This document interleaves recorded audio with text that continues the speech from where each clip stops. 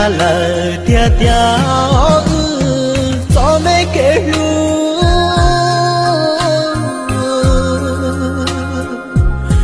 cha em luôn luôn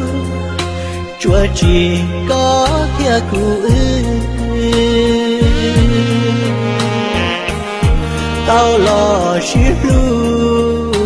quang gạo quang đau sư tiền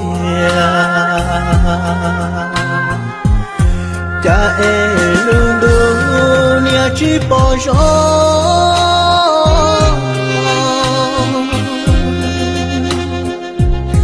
trao có thiên cú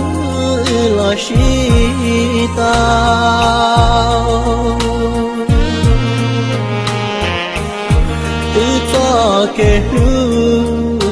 chúa rong ya vì con à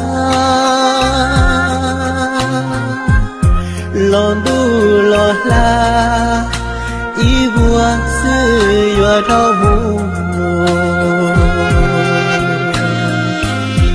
cha kể lu nia chi rong li lu lu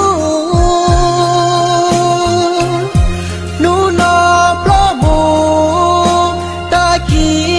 do chư đoa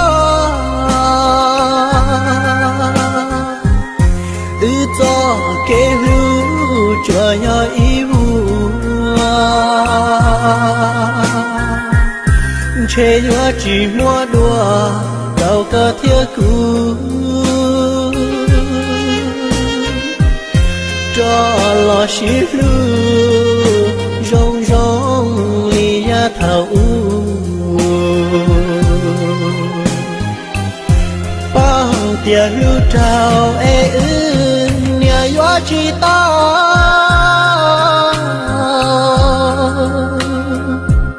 số kênh cao cao chữ